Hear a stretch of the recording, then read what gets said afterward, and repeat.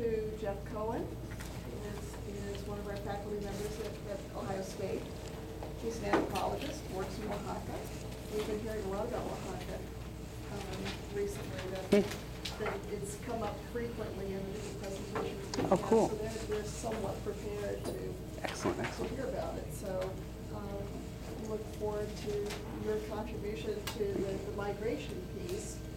We heard from Joanna Drevy this morning, more a sociological look at the effect of migration on the students that she's, the younger, it sounds to me like she works more with the maybe age 14 and younger set, both in Mexico and the U.S. So, Great, thank you.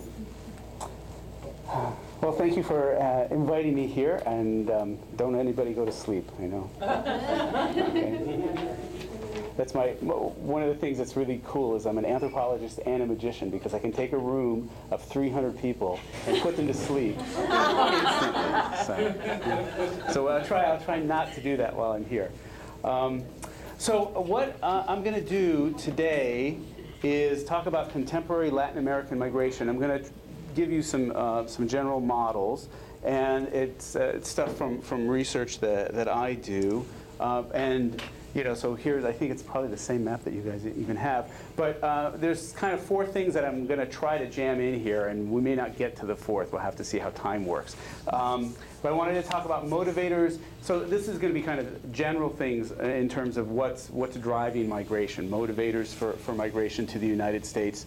And then I'm going to talk about a little bit about patterns of migration in Latin America, trends in US-bound movement, and then finally, if we have some time, I'll give you some examples from research that I have that's ongoing from Oaxaca, which it sounds like you guys have heard a good bit about. It's where I've worked for a little more than 20 years now. And it's if you like the taco trucks, go to Oaxaca, okay? Or go to Jalapa, because it's much better to have it down there, okay? Tacos al carbon in Oaxaca are just, there's a little place. Every time I go, you hear stories, anthropologists will tell you stories about how, we go and we do our research and we come back and we're always like sick as a dog and 20 pounds lighter. I go and I do my research and I always come back and I'm 20 pounds heavier, because every night I go to this taco stand and I have my cerveza and I have my taquitos, and my diet gets terrible. So, but anyway, this is what I'll do. And please just stop me if you have questions or comments or you need a clarification. Don't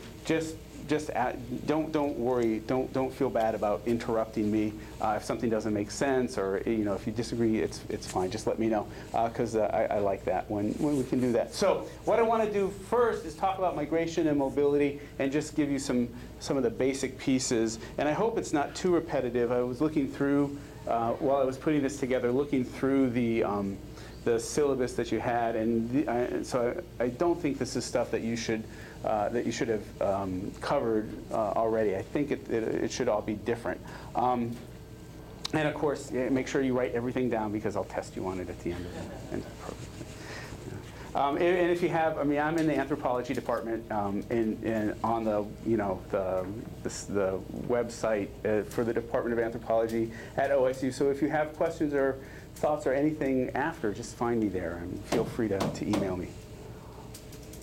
So one of the things that I think is really important, and one of the things that I wanted to start with, was simply defining who migrants are, because there's lots of different kinds of migrants.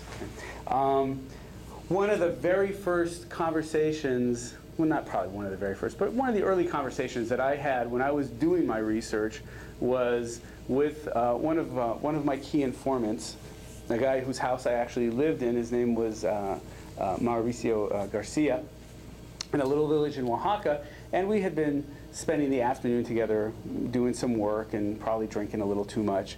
And he was getting very heated. Most of his family, he had a big family, a lot of kids. Most of them were living in the United States, and we were kind of talking about that, because that's what I was kind of investigating. And he looks at me kind of angrily, says, he says, the only mojado in this room is you. He said, I have never, ever been a wetback. Okay, and this is a guy, all in Spanish. And he said, but your ancestors, they weren't born in America, were they? And he was absolutely right. The international mover, he had been in the United States several times, but the international mover who had really changed his entire life were my ancestors, who came from Eastern Europe to settle in the United States around about the turn of the 20th century, the start of the 20th century.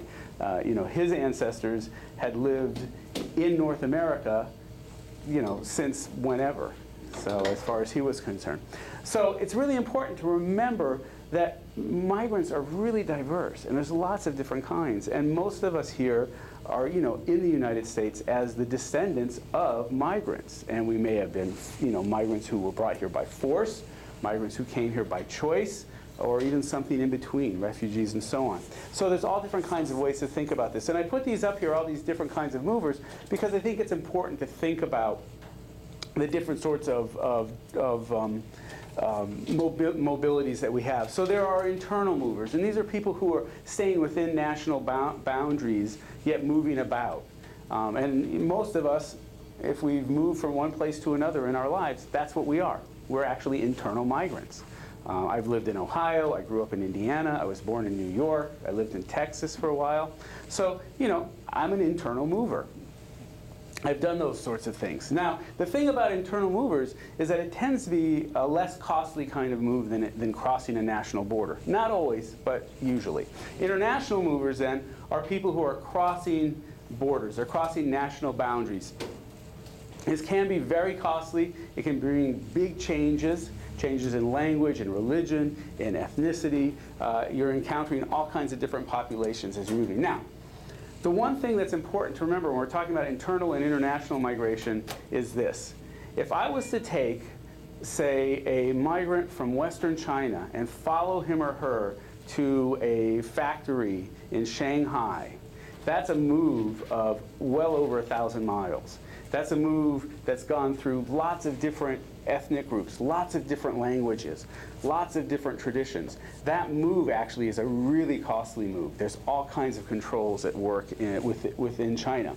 But that would be considered internal migration. It would be something that it'd be very hard to get numbers for example.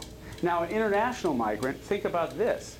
If I live in Luxembourg and I work in say, across the border in Holland, or I work across the border in France, I'm probably not changing language, I'm not changing religion, I'm not changing ethnicity, I'm not changing anything. I'm just, I might be walking down the street, yet that's going to be called an international move. Okay? So that's why it's really important to remember how these terms work. That there are kinds of norms that we associate with internal and international migration, but they're different. They can be different kinds of processes. And of course, when we're talking about migrants coming into Ohio, one of the things that we're most interested in is talking about these kinds of international movers, because we see that as a much tougher thing to deal with than, say, internal migration. Okay, but internal migration can also be quite destabilizing, as I hope the example illustrates. Okay. So we have those. Then we can have labor migrants. We might describe the people we're working with as labor migrants. Now, one of the things that, when we talk about Mexican immigration to the United States, one of the things that we very often talk about is labor migration. And I think actually one of the things that we do that's a mistake is that we tend to see a lot of the migration between Mexico and the United States as labor migration. And it is not necessarily always labor migration. And I'll give you some examples of why I think we have to be a little more flexible. But labor migration are people who are moving and traveling for work. We see this going on throughout the world. This is very typical of migration into, say, the Middle East and Near East. You have people traveling for jobs and so on. We have environmental migrants. These are people who are relocating in response to weather or environmental kinds of events. Something like Hurricane Katrina, that created environmental migrants. Okay? And the thing about environmental migrants that is a little different is that environmental migrants, unlike migrants who go somewhere and just relocate, environmental migrants tend to go home. they tend to go back to their place of origin at some point. And in Mexico, we have lots of environmental migrants. There has been flooding throughout the country. Almost every year there's flooding somewhere. And that usually displaces people for a very short period. Okay? So we have environmental migrants. We have refugees, people who are forced to leave home. They're forced usually in terms of some sort of conflict is forcing them to leave where they stay. Okay? It's not a choice that they're making necessarily to migrate. It's a choice they're making to escape the conflict or escape danger. And here in Columbus, one of the things that we have are lots of people who have come to Columbus as refugees. Okay, they've come as refugees to escape violence, whether it's in Somalia or maybe even in El Salvador. Okay, now that's one of these also a very interesting thing, because we have migrants that came to the United States in places like Columbus and so on from El Salvador specifically as refugees, and this was in the 1980s and 1990s, and now the politics in the country in El Salvador have changed so much that their status is being changed, and this has become a real big issue. You have people that were refugees and now are undocumented aliens. It's really frightening for some of these folks. Okay, so we have refugees. Then we have the idea of a diaspora, and people talk about diasporas as a group of people who are scattered, a population that's going to be scattered somewhere, moving away from an ancestral home, okay, somewhere that's established or ancestral, okay. And one of the things I don't tend to do is talk about a Mexican diaspora, because I don't think it's the right term to use to describe what's going on in terms of Mexican migration. But some people talk about a Mexican diaspora. They say Mexicans are leaving their homeland and establishing themselves in new places. I don't think that's a really good description of what's going on. And we can get into that. I think you guys have talked a little bit about transnationalism in here, and that's part of the reason why I don't think it's a diaspora is that it's a transnational kinds of moves. Okay, and then the last thing I want to emphasize as really, really important, and something that falls out of a lot of the research that gets done, whether it's anthropologists or sociologists or psychologists or any group, are non-movers. These are the people that stay behind. And I can tell you that I think this is the worst term in the world, non-movers, because it seems like you're not doing something, right? You're supposed to be a migrant and you're not moving, right? But these, the other thing that people say, they get called non-movers, stay-at-homes, which sounds awful, immobile, which, it's just terrible. And the fact of the matter is, like the folks that I work with in southern Mexico, in Oaxaca, are very often, a lot of them are what we would call non-movers, but they're actually traveling to jobs that take them on commutes of 1 or 2 hours, a couple of times a week. So they're not immobile, they're not stay-at-homes, but they are a very important population. And in fact, when we talk about migration, one of the things we always have to remember are the connections between people who are moving and people who aren't.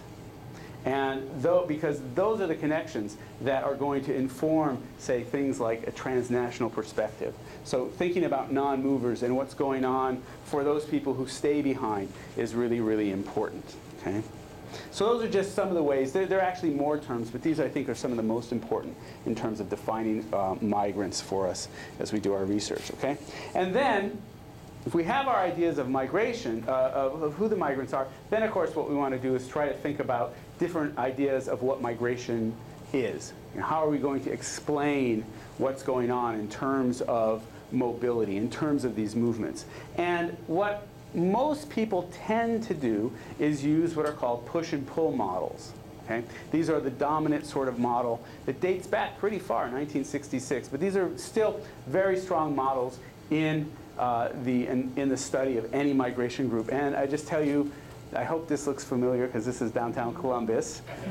This is a little town in Oaxaca that I work in. That's actually, I'm pretty sure that's San Juan del Estado. It's a town just north of Oaxaca City. And it's these are not folks that come up here to Columbus, but some of their neighbors do. But it was a nice, this is where I do my research, or in towns that look like this. And this is one of the prettiest pictures of one of those towns, because it was during the rainy season, so everything was green, not gray and brown and dingy looking. So it looks very nice, but you can see it's nice and mountainous. One of the things I ask folks from Oaxaca when I meet them here is, why do you come to Columbus? And no one's ever said for the mountains, so still waiting for that one. Anyway, but back in 1966, Everett Lee wrote that there were key push factors, which he described as unfavorable, and pull factors, which were attractive, that encouraged movement of populations through space from one place to another. So there were things that were going on where you lived as a migrant, or as a person, I'm sorry, that were unfavorable. These are things like you can't find a job. There are opportunities for education are really minimal. Healthcare may be bad. There may not be good utilities. It's an amazing list of things. You know, the environment may just be collapsing. The weather may be changing. The climate could change. All of these things are unfavorable forces that are probably that are going to potentially encourage you to leave. Okay. And then there are pull factors. These are the attractive forces that are going to encourage you to go somewhere. Okay? And if you remember, one of the kinds of migrants is a labor migrant. So one of the things that people talk about is the attractive pull of the U.S. labor market. And it's not just that there are jobs in the U.S., because there are. It's that those jobs pay amazing amounts of money. I can't tell you what it means when someone says to me, look, I can go up to the US and I can make in 1 hour, I can make 3 times what I can make in a day. Okay? And they're not lying. The folks that I work with, if they have a job, it probably pays them $5 a day. That's it. Okay. And I started working in Oaxaca, around this region, in towns like this. I started working in these places in 1992. Okay. I started going there in 1986 and started doing research in 1992. In 1992, the wage was $5 a day. In 2011, the wage is still $5 a day. Okay. Prices have gone up. In the last 3 years, prices have gone up 30%. That's not even talking about before that. Yet their wages stay $5. And so when somebody says to me, look, I can go and in an hour I can make 3 times my wage, it's a very easy decision. And so that's a push and a pull factor. The push factor is there are no jobs. The pull factor is that there are jobs that are available. Okay? But as I said, one of the things that we do is we sort of take that as, that's why they're migrating. Right? But it's, of course, a lot more complicated than that. One of the things that we have to remember, we get really excited, we get really worked up about migration, right? There's 13 million people of Mexican descent living in the United States right now, somewhere around that number. It's probably a little more now. There are about 200 million Mexicans. There's actually more. It's like 210 million Mexicans living in Mexico. Okay? Now, if the pull and push model worked, why would anybody stay? You know, that's one of these questions that's really important. So it's not labor. It's not just labor migration. Things are going on. It's more than the idea that I could have a job, right? And I know it sounds sort of cheesy, but it's things like, this is the place I grew up in. This is my home. This is where I live. This is where I know everybody. And I talk to guys, and they'll tell me things like, I hate the United States. I hate being there. It's such hard. They say to me, it's such hard work. I never get a day off. It's because they have to constantly work, of course. But they say, I want to go home. I don't want to be harassed. I want to be left alone, you know. I want to have my cerveza, and I want to sit in the sun. And it's not, you know, these are parts of what's going on. But these are very, very good, this is a good model to use and good things to talk about, is to think about what are the push factors? What are the pull factors? Okay? And they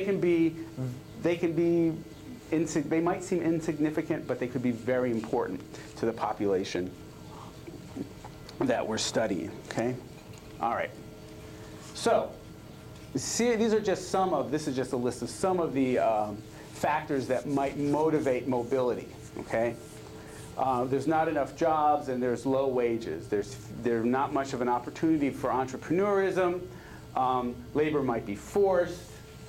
You might actually be losing wealth. This is one of the things that happens, unfortunately, in lots of third world settings where we're finding migrants coming to, say, Western Europe or the United States. One of the things that they're doing is they're dealing with the collapse of local economies where they've lost their wealth. In the 1990s, for example, Mexicans generally lost somewhere in the order of 60% of their wealth in terms of the devaluation of the peso. Okay? And think about how upset we get, you know, okay? These are the things. Mexicans didn't riot. They didn't go out in the street and start killing each other. They started to migrate, okay? So there's trade-offs. Environmental and climatic problems can be push factors. Natural disasters, desertification, drought, pollution, and so on. Discrimination can be a push factor. A lot of the folks that I work with, you guys have talked a little bit about Oaxacans. Oaxaca is a minority-majority state in Mexico. Most people in Oaxaca are indigenous. It's got the largest indigenous population of anywhere in the country. I work with people who speak Zapotec, Mixtec, Chatino. There's lots of other groups there. And these three groups experience a great deal of discrimination internally. One of the things that surprised me that I heard one day in an interview is a guy said, hey, if I go to the United States, I'm just a Mexican. But here, everybody just takes advantage of me because they think I'm just some, and they use this very, very inappropriate word that I won't share with you to describe who he was, okay? And here was a guy, and I kid you not, he was a doctor. He'd gone to medical school, and he could not get a job because he was Oaxacan, and everyone said, he's just a country kid, you know? It's just, you know, you can't trust a Oaxacan. They're just, you know, they're lazy. The things that you hear coming out of bigots' mouths about Mexico is what people say about Oaxacans in Mexico. It's very, very frightening. I had a student who I was on his master's committee, and some of his advisors, he had advisors from Mexico City that came down for his exams, and they said things like, well, you know, and he was a 100% Zapotec. I mean, that was the first language that he spoke.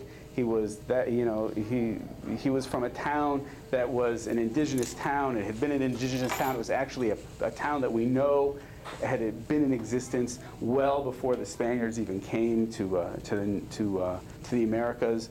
It's a town that was a really important trade site.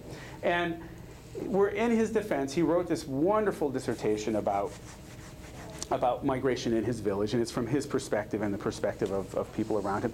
And did they talk about the content? No. These guys from Mexico City got on his back because they said, you're an Indian, you should really learn how to speak Spanish. It was unbelievable. So I kind of got them back because then they looked at me and they were just like, what are you doing here, North American? And they said, we're all from the Sorbonne. And I said, well, if you're from the Sorbonne, what are you doing in Oaxaca? You know? So. But I mean, this just goes on all the time down there. Okay, there's can be political persecution. This has been a big issue in Oaxaca in the last couple of years. Poor housing, violence and conflict, medical problems with medical care, lack of education, poor chances of marrying. This is going to be a really big one in the future when it ends up that there are very few women in China and India to marry. That's going to be a big one. Lack of any kinds of freedoms, political, religious, gender, whatever. And then here are some of the pull. These are pull factors. Job opportunities, freedoms, enjoyment and entertainment, something that we tend to kind of forget about. Education, medical care, an attractive climate, you know, spending the winter in Columbus, Ohio, or spending the winter in Oaxaca. It's not a real hard decision to make, but you know, people stay here. Security, a lack of conflict, family links, which is really important. Very often we find that folks that are migrating tend to migrate to be with family or friends. In fact, in all the research I've done, it's well over 90% of the people that we work with are accessing family or friend networks when they come up to the United States. A better chance of marrying. Now, there's other things as well. one of the big things that people in the United States like to talk about, mostly critics of migration, is they talk about crime, right? People are fleeing crime and bringing crime. And that is really not true. The folks that I've worked with are members of families and their parents and children and brothers and sisters, and they're not involved in anything but trying to help out their families. People also say, well, the reason we have so many migrants here is that they're coming up for an adventure in the United States. And that, you know, you could say, well, coming up to the United States, that could be quite an adventure. But most people that I know, they never talk about this. In fact, I made it a part of a study that we did back in around the year 2000, where we actually specifically asked people about this. We said, have you heard about this idea that people migrate for the adventure of it? And everybody we asked, they were just like, what? You know, if you want to go on an adventure, you know, take a trip, right? Go find a tiger or something. And then there are, of course, other factors. And these are some of the things that make a big difference. Are things like what can the individual do? What are the strengths of that individual? You know, from things like, can the individual learn a new language, to is the individual healthy enough to make the trip? There's something that's called the migration enigma, which is migrants who come to the United States are very healthy. And within 2 generations, their children become very unhealthy. Okay? But that's one of these big things. And you have to be healthy. Because if we look here, one of the pull factors is medical care. Well, that's another thing we asked about. We interviewed almost 600 families. We found one family out of 600 where people said they came to the US to get medical care. It was a woman who said, my daughter's got a lot of disabilities and I'm trying to get her taken care of. 3 weeks later, she was back in Mexico because she couldn't get anything. There's no dole in the United States to get on, you know, and that's like, it always boggles my mind when people say, yes, migrants come here to get on government assistance, and you just think, I would like to know what that government assistance is so I could get on it. It would be very nice, because it's just not here. So, you know, some of these things are kind of weird. The medical care one, very often, instead, is this, where the migrant comes to the United States to earn the money to cover the medical care that's going to be paid for back in the country of origin. So that's something that's a little bit different than maybe what we expect. Okay, so then we can think about transnational migration. And this is actually, not to be really just, you know, plugging my stuff, but this is what I do, and that's my book. And this is actually a picture from a little town called Guadalupe Etla during their fiesta back in, I think that was in 2003 when we got that one. And what was really interesting is in Oaxaca, one of the things that happens is that every town has its patron saint, Santo Patronal, and in Guadalupe Etla, we were having the fiesta for the Santo Patronal, and the guy who threw this had lived in North America for some amazing amount of years, and he had saved up money to do this as an honor for his family. And this is what he wanted to do, so it was really, really neat. And of course, it's from the back, because this is like one of those public pictures where I didn't have to get everybody to sign a piece of paper saying I could take their picture because it's the back of their head. So. I have to tell you, one of the funniest things about doing this research is I've taken all these, I've written a couple of books about Oaxaca, and I take them back with me and I give them to the people that I work with.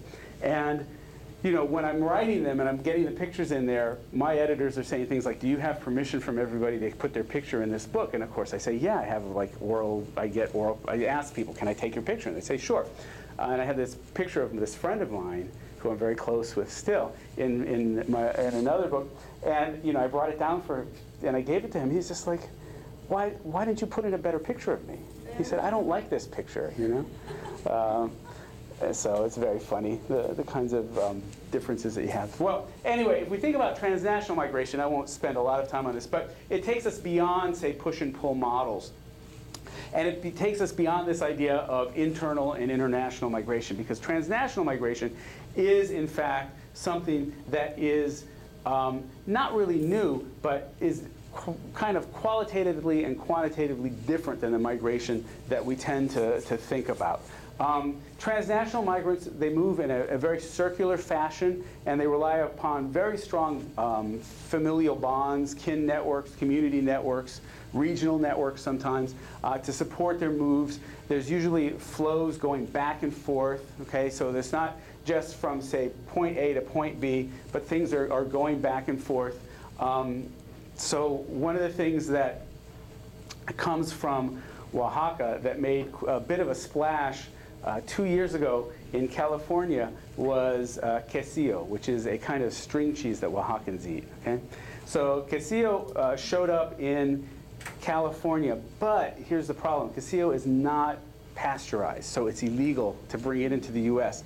So I kid you not, there was an article in the LA Times. It was called Narco Queso. And it was all about these guys smuggling cheese into the United States. And you're thinking, like, you know, we're so worried about drugs and people, and here's somebody spending their time writing about cheese. And the article, I don't know if the person did it tongue-in-cheek or not, but the article read as if it was some sort of, you know, very serious thing. Like this cheese was going to destabilize the nation because it was unpasteurized, and who knows what you could catch from it, right? But that's the kind of thing that goes back and forth. And you know, cheese, and some of you may have, and some of you guys tried mole from Oaxaca, yeah? So I actually helped a friend of mine get a box like this, with we put a big plastic bag in it, and his mom had made all this mole, and so we filled the bag with mole, we put it on the bus, and 3 days later, I don't know how, really, it's like, I don't know if I'd eat that stuff, but it was going on the bus to LA. You know, from Oaxaca, and it was in Tijuana. Somebody was going to get it and walk it across the border or something. So, but it's just, those are the things that are going on. People are going back and forth all the time. I had the pleasure of working in a new community just a few years ago, a place called San Francisco Cajonos, which was way, way up in the mountains in Oaxaca. I mean, it was, I tend to do all my research in what's called the Central Valleys, so everything's very linked together. This is a place that took us like 5 hours to drive to, even though it was only like 150 miles away from the capital city. Way, way up in the mountains. It had a population in the thousands. Currently, it has a population of 62. There are about 3,000 San Franciscans who live in LA. There's about 5,000 that live in Mexico City, and another probably 10,000 that live in Oaxaca City, right? But they all constantly go back to their village. They all have homes. They go for fiestas. We interviewed a kid, and he said, you know, in the summer times when my kids are out of school, we all just come back here because it's just quiet, it's safe, and he said my kids hate it, but it keeps them out of trouble. So it's a very interesting thing. Now, what's also interesting here is that for him, that move has become much harder than it used to be. This is the kind of thing like before 9/11 and before the border became far more kind of militarized, people were going back and forth constantly, you know. So they would go home for fiesta, they would go home for the summer. I can't tell you how many grandchildren I met of people. You know, I'd have the people that I worked with and their grandchildren from LA or from Santa Monica or from Monterey, they'd be down spending the summer, and the kids were all always the same. This was in the early 90s. There was one telephone in the town. There was no television. You know, we barely had electricity, and the kids were just like, "Oh my God, this is awful." You know? So they were like, "We're from LA, you know. This is like, we're from a city, jeez." So, but anyway, it just shows that all this stuff going back and forth constantly, and it's a very transnational migration is a very positive kind of thing, because one of the things that comes out of this is that people move as they need and as they like. And one of the things that happens that is not happening now is Mexicans used to go home. You know, when people tell me, I hate it, there are too many Mexicans in the United States, which is a weird thing to say anyway. And I say, like, why? And they say they all want to come up here and live up here. And I say, well, you know, have you talked to any Mexicans? Have you asked anybody? They don't want to stay up here. They're stuck. They're more afraid of going back home than getting arrested here. I mean, this is what guys tell me, is that they're afraid when they cross back, they'll get arrested by they'll be arrested by ICE, or they'll be harassed by Mexican police and military as they try to go home. So they end up staying here in the United States far longer than they ever wanted. And it's actually beginning to it's beginning to have a kind of negative effect on some of these transnational ties. And it's very interesting. I can only tell you that if I interview guys who are, say, my father's age, they're in their 60s and 70s now, and I interview guys who are in their 20s, the guys in the 70s will say things like the U.S. is great, because they usually had come up here to work first as braceros on contracts, or they had come up kind of in that in-between time when they weren't being very harassed. They were just being left to do their stuff. And that kind of ended in 1986, really. They just say it was great. I had fun. I made a lot of money. I met a lot of nice people. I had a great time. And look at what I did with it. And they'll show me around a beautiful house, right? And I talk to 20-year-olds, and they'll say, I hate it. It's mean. It's nasty. I get harassed. I have to worry about being arrested. So it's a very different kind of mindset. And one of the things that really concerns me as somebody who studies this stuff is seeing that shift, because it's not building towards a kind of cooperation that makes life better for everybody, right? It's building towards a really adversarial kind of relationship. And I don't know if you guys have seen the like the DREAM Act, for example, that we're trying to pass in the Senate. The DREAM Act, all it does is say kids that are coming here who are maybe the children of undocumented people who are trying to get into college, they should be allowed to pay in-state tuition. They should be allowed to earn their citizenship in that process. And to me, it's like a win-win, right? Because we get kids college educated, staying here, and people are so against this because they say, you know, we have to close the borders so tight. So, you know, the transnational model, it's not just an interesting sort of model in terms of the way it shows us how migrants work. I think it can, in fact, teach us a bit about how we might want to respond to migration. Okay. So, let me talk just briefly about some of the outcomes of mobility. Okay. And there are really three different models of three different outcomes that we can find in terms of mobility. And all three of these, actually, you can find right here in Columbus with Latinos. Okay. We can find assimilation, where a migrant assumes his or her new culture and society as he or she moves through contact, competition, accommodation, and then finally assimilation. This is actually a very old model. This is from, I think, the 1930s. It actually doesn't work very well. I mean, one of the things that's happened in lots of countries, not just the United States, but if we look at Europe as well, we set up, our laws are set up to make assimilation very, very difficult, whether it's gaining citizenship or becoming kind of an equal. So I've talked in Europe. I have a dear friend who works on Turkish migration into Germany, and he and I, we talk a lot about the work and the similarities and differences between Turks and Kurds and Mexicans and so on. And you know, he talks to third and fourth generation Kurds living in Germany that are still considered immigrants. Okay, they do not have citizenship. So it's you know, that is a barrier to assimilation. It will not happen. Okay? We can find segmented assimilation. That is assimilation to assimilation is not a given. So migrants tend to come up and kind of pick up some pieces of the society and culture that they're integrating with. But they're still going to be ethnically and socially, economically defined as different. Okay? And segmented assimilation, in fact, is what we very often find among Latinos, and particularly contemporary Latino migration. Okay? So Mexicans, Guatemalans, El Salvadorians, South Americans, Colombians, for example, Dominicans from the Caribbean. These are all folks who are coming up, and they tend to enter what we would call actually ethnic enclaves, and their assimilation is never going to be complete. I mean, they are not going to become American. It's not just because maybe some of them don't want to be American. It's that we are not going to allow them to become American. Okay? We're not going to allow, and part of this is because we're actually it has to do with the mobility of the population. This has to do with in terms of income, work, and so on. Generally, because of the system that we live in, it's one where there are a lot of forces to pressuring people to actually in terms of downward mobility. Okay? Because there is no opportunity for advancement into becoming part of America, like say, what we might think of as, say, middle-class American society. There's nothing encouraging people to kind of do that.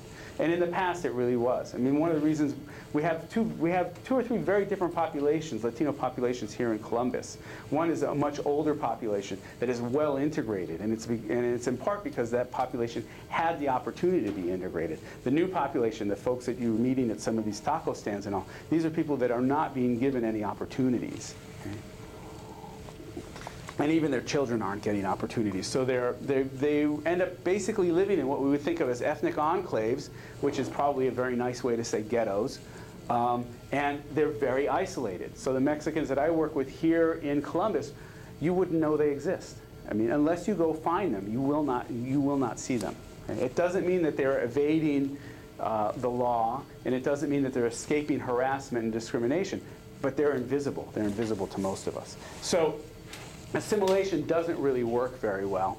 And instead we find this kind of segmented assimilation and ethnic and the development of ethnic enclaves. Mm-hmm. I still don't really understand segmented assimilation. So in a yeah, no, that's fine. So assimilation kind of goes through these phases, right, where you contact, there's contact between the populations. Generally, there's a lot of competition, but that competition will lead to accommodation, right? And mostly it's the accommodation of the people who are coming into the system. In the segmented model, those things don't happen. There's probably contact, but we never get past the competition period. There's very little accommodation that's going to go on. And part of the reason is that neither group, neither the immigrant group nor the kind of majority population group is very interested in assisting in that process. It's one of the things that I'm trying to write about for here in Columbus, that what we lack in terms of programming are programs that are going to help in terms of accommodation. So we have, La Michoacans that open up all across the city, so people can get ethnic food. I can go and get my tacos and my tortillas and so on. I can get my quesillo. I can get whatever I want. But that does not help anybody to kind of. It doesn't really help in terms of getting people to try to meet in the middle, or to try to figure out what does this population need that's maybe different than what the dominant population, the dominant, say, Anglo-American population in Columbus is expecting. Okay? And it's not just, I mean, it's the big things like language, right? But it's smaller things too. It's like the expectation of what is it that I do as I grow up. Okay, what kinds of jobs do I get? This came to a head in California when a guy who was a Mixtec, from an indigenous group in Oaxaca, in a city, bought a girl to marry. And I mean, this got to court really quick, as you can imagine. And you can imagine this did not play out well for anybody. And this is one of these points where you go, well, look, I'm a North American, I can't abide by that. But at the same time, this was not abnormal for him. So at some level, the accommodation has to be made, or the ground has to be set so that we can have a debate about what's going on here. A debate that's going to say, okay, don't worry, we're not going to arrest you and throw you away for your life because you made this mistake that, if you were at home, was fine. So it's that. In the segmented model, these conversations, these kinds of encounters aren't allowed to happen, and there is no groundwork created to kind of assist in the process. Okay? People would say things like, "Well, look, Columbus, we've got El Super X, right? The radio station. I think it changed its name now, or La Fabulosa, or Mega. No, La Mega, right? Okay. They keep changing their name. We have several newspapers, right? And so people will say, look, we're doing all this stuff, right? These people, and it's always like, these people they'll be fine, because we're doing all these things for them. None of these things are helping to figure out how to integrate these populations, you know. And it's not, accommodation is not acceptance, okay? And accommodation isn't sort of like, I'm going to allow you to do this. Accommodation is, let's figure out some common ground. Let's figure out how we can reach some sort of understanding of each other. Because if accommodation is where I allow somebody to do it, it's still creating a very interesting power difference, right? Because I'm still allowing it to happen. So that's still not very good. And so it ends up really leading to these kind of ethnic enclaves. And if you go through parts of the city, well, here, for example, it's, you know, you go through parts of Columbus, and parts of Columbus are Somali, parts are Mexican, parts are South American. It's, you know, it's amazing. You wouldn't even know they were here unless you come and look for them. So anyway, those are just some pretty pictures from different things. This is a wedding in Guadalupe Etla. And this is, doesn't that look really just lovely, making tortillas on a comal? This is actually, I'm waiting for a student to come and work with me on this, because this is very typical, it's a very typical way in which, you know, you make food. And the women that do this, they suffer from arthritis. I think they probably suffer from black lung. Because they're sitting over smoky fires all day long in closed places. And so I've actually been waiting for a student that can go down and do some of the health implications of this. So, you know, because the terrible thing is that the food that you can make like this, it's so good. Like the woman who was the mom of my patron, she made these tortillas that were unbelievable, you know. But she was probably in her 70s when I met her, and you know, her health was awful, but boy, could she cook. So, but it's not a good thing, you know. I kept thinking, and people will say things like, well, we could get gas oven, gas stoves, but it just doesn't taste very good on a gas stove. So, you know, so it's that trade-off. So, okay. All right, well, let me talk a little bit about Latin American migration then. Okay. So, this is a picture of Guatemalans going towards, I believe, towards Mexico. And just let me be clear, I'm not I don't want to be thought of as defending Mexico. The Guatemalan-Mexican border makes the U.S. border look like Disneyland, okay? It's really awful. It's really, really awful. Okay, Mexican migration to the United States, it overwhelms everything. And it's part of the problem when we're trying to talk about what's going on. Part of the problem for me, because I work in Oaxaca and I'm working with minority populations, it makes it really hard, because I'm talking about thousands of people moving, you know, hundreds of people moving. Whereas if you're talking about like the states of Zacatecas and San Luis Potosi and so on, you're talking about millions of people coming up here, Durango and so on. So it's really hard sometimes to think about what's going on, and it sometimes seems like migration is all about Mexicans coming to the US, but there are lots of other flows that are really, really important. There are sub-regional migrations. These are migrations that occur, say, within a place. And in Central America, there's a lot of migration between countries. Nicaraguans tend to go to Costa Rica, which is a very healthy kind of, has a pretty healthy economy. But Nicaraguans go there. Guatemalans tend to come up to Mexico. Okay? And that's one of the jokes, is like, Guatemalans are going to live in Mexico, Mexicans are going to live in the United States, and people from the United States are going to move, I don't know, to Hawaii. I don't know. Well, I'll move out there and retire or something. But there's lots of regional movement.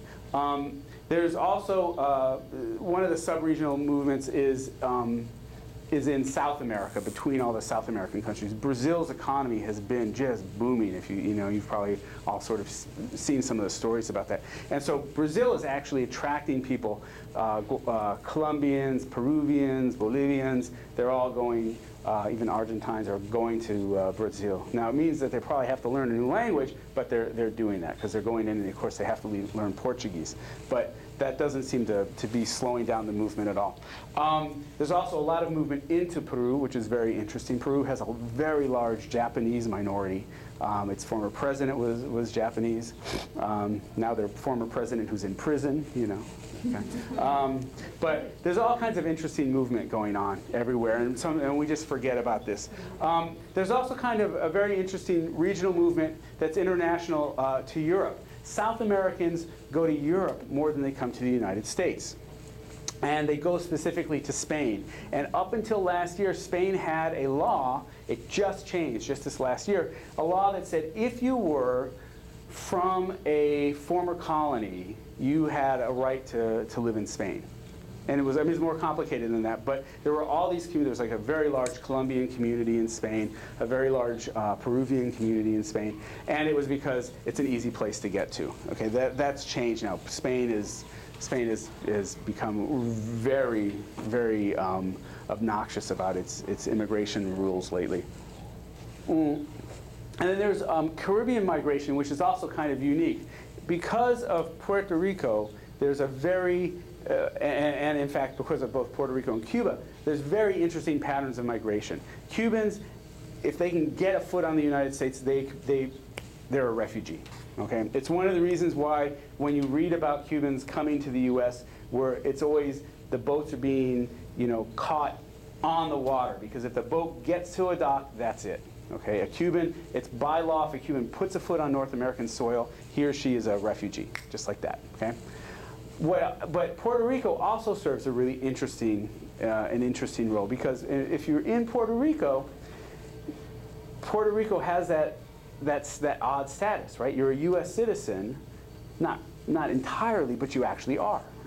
You are part of the U.S. You have U.S. citizenship. And so you find that lots of people aren't actually coming to the United States from islands in the Caribbean. They're going to Puerto Rico. And in Puerto Rico, that's where they're getting the paperwork done so that they can now come to the United States. And so it's a very interesting sort of process. So these are all different kinds of flows that we have to remember. And then the other one that we almost never talk about, I didn't put it up here on this, but it's completely different and kind of out of the realm of this, is the flow of North Americans into Latin America. Okay? You can go into parts of Mexico and you would think that you were in Columbus, except for that it doesn't quite look like it's got mountains. Because there are big retirement communities. In Guadalajara, there's a huge U.S. community. In Puerto Vallarta, there's a very large U.S. community. In Oaxaca, there's actually, Oaxaca's a place, it just blew my mind. I meet North Americans who retire there. They don't speak any Spanish, and I don't know how you can live in Oaxaca like that. Except for now, there's a Sam's Club. So, yeah, I guess you just go to Sam's Club, and that's it. So. McDonald's. And there's McDonald's, yeah. Although they did blow it up. Some guys blew up the McDonald's. So. They didn't blow up the Burger King, which was interesting, or the Pizza Hut, but they did blow up the McDonald's. And Kentucky Fried So. Chicken all over. Yeah. Yeah, Taco Bell is also very popular in parts of Mexico as well, because they're not, it's like American food. So, yeah. Well, I just wanted to show you guys this. This is foreign-born from Mexico living in the United States in the year 2000. So this is dated already. I was trying to see if I could find a 2010 chart that had this, but it didn't. But you can see from this that this is of course where we think not surprisingly the concentrations of foreign-born Mexicans are in the U.S. in California, in Texas, here in Florida, which is really interesting. One of the reasons that we find foreign-born Mexicans in Florida is that they actually are given refugee status by Seminole Indians. And Guatemalans are here. I read this story about Guatemalans. So, Guatemala is way south. And these guys, they went from Guatemala. They did not take a train through Mexico trying to get to the United States. They actually took boats. They built boats by hand, and they went along basically the intercoastal waterways to get to Florida. Unbelievable that you would make that journey. That's how bad your life is. And I just want to point out here, what's really interesting is this is, you see out here, as a total percent of the population, it says out here you've got like somewhere between 10 and almost 10 to 20% of the population is foreign-born Mexican way out here in Alaska. These are like, you have to remember that's like 3 guys, okay? Because there's only like 10 people that live there. But they're out there on a fishing boat, right? They're out there processing tuna or salmon or something like that. I have a friend who's a Dominican linguist, and we were doing some work on the Dominican Republic and Dominicans moving into the US. And we got one of these maps for Dominicans in the United States, and it had almost the same thing. And we're looking at this map, and this friend who's a linguist, she is Dominican and lives there. She says, "Oh, I know who that is." And you're like, "Who is it?" She goes, "It's a cousin." And it was literally 2 guys.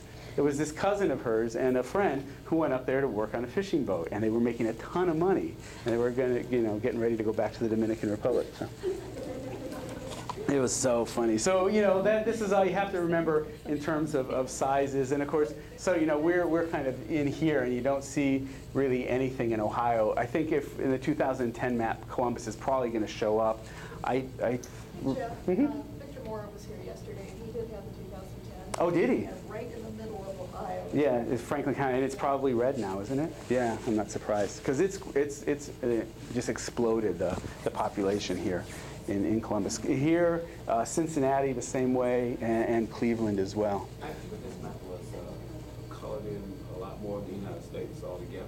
Yeah, I'm not surprised. Yeah. Boom in the last 10 years. Yeah, yeah. So, one of the things they talk about, probably Detroit was red as well. And, Detroit, it's an amazing story in Detroit. If it wasn't for Latinos and Middle Easterners moving to Detroit, the city would be in far worse, and already in terrible shape. And these are the people that are kind of, inheriting the city and rebuilding it, are the Latinos and the Middle Easterners who are going there. So, all right. So I just want to bring up a couple of some U.S. immigration and border issues. So, and then I'll spend a little time talking about some of the work that I do. So, there are 11,000 Border Patrol agents. This is stuff from, I think, last year, so the number's probably even gone up already. 11,000 Border Patrol agents.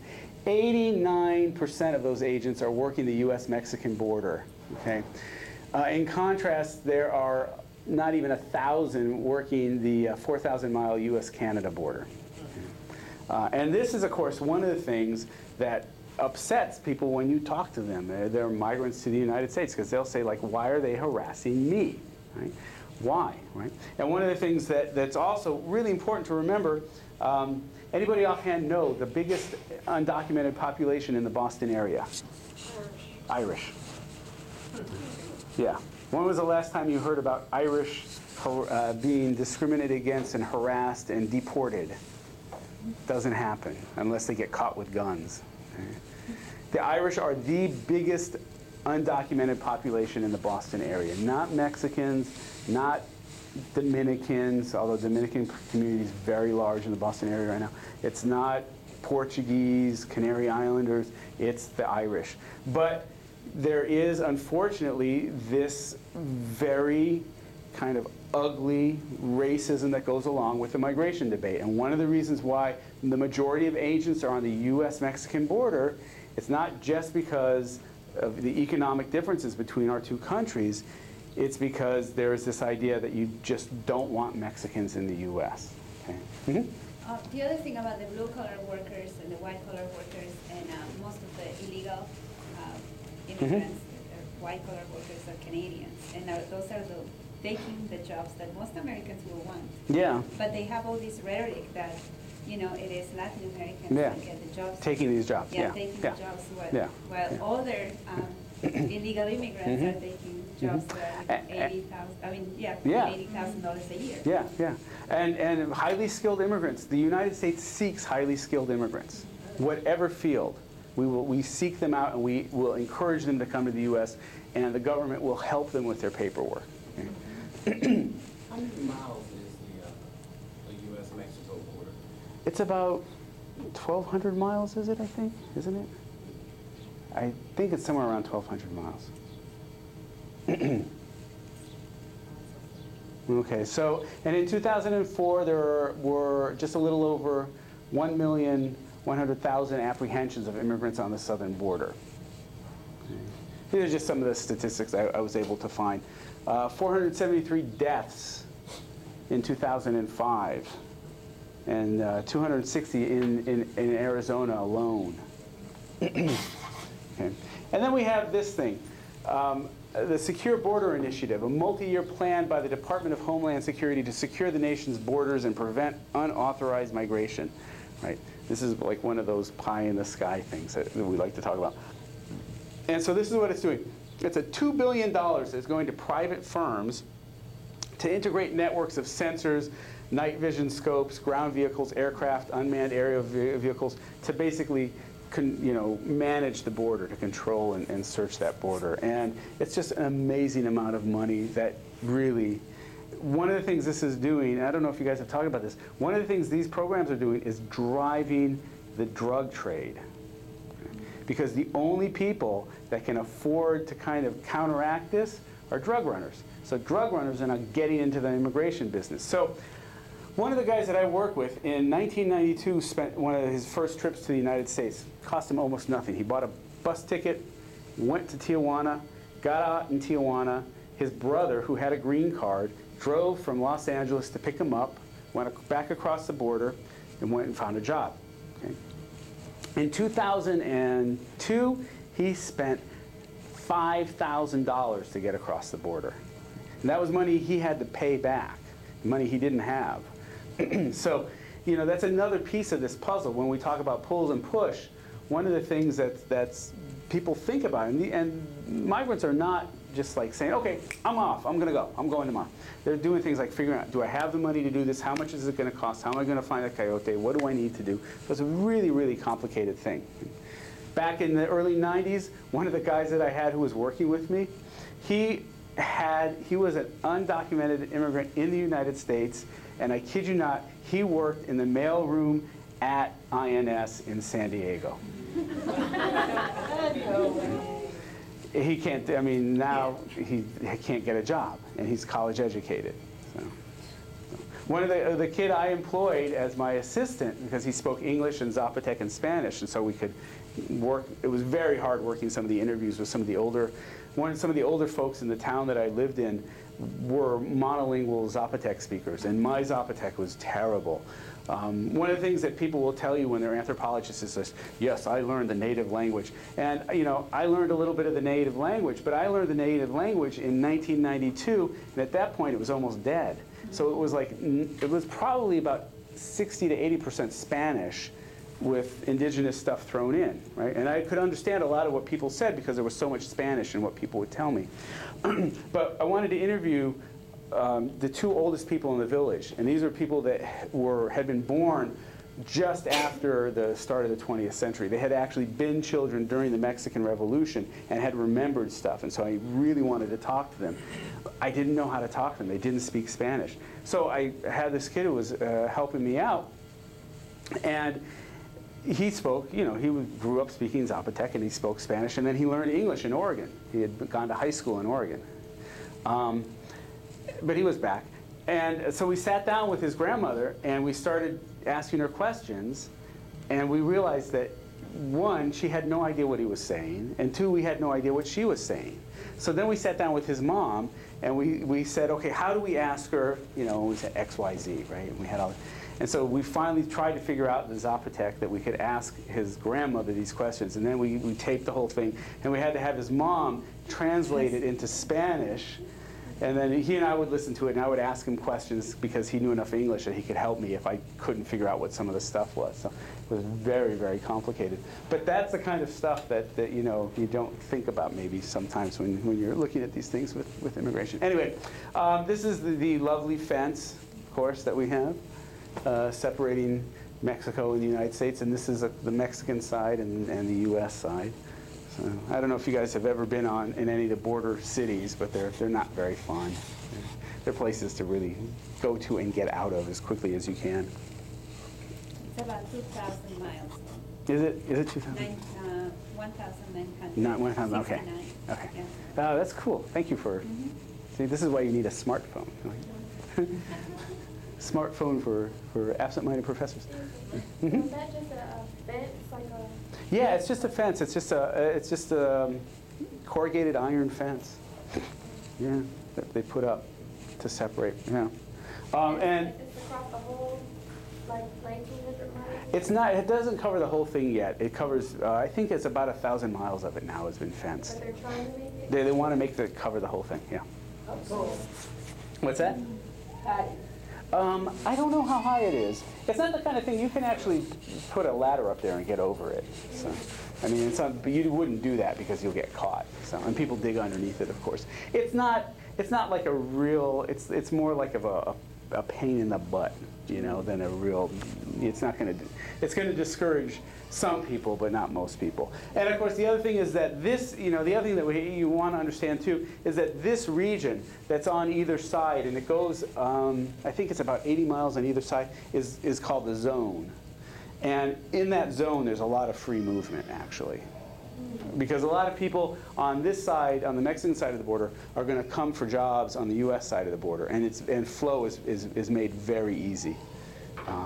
And schooling, sometimes, you know, you've got kids actually going back and forth for school on either side of the border. You have some towns that are actually working together because they don't have enough money. They're running into the same sort of problems that towns here in Ohio are, where their budgets are just being squeezed so tight that they've got to cooperate. So. Is it higher than the Berlin Wall? I don't know. I don't know how high the Berlin Wall was. So, yeah. Just a second. We can find out. Guys, you have computers. You can type faster. Google it.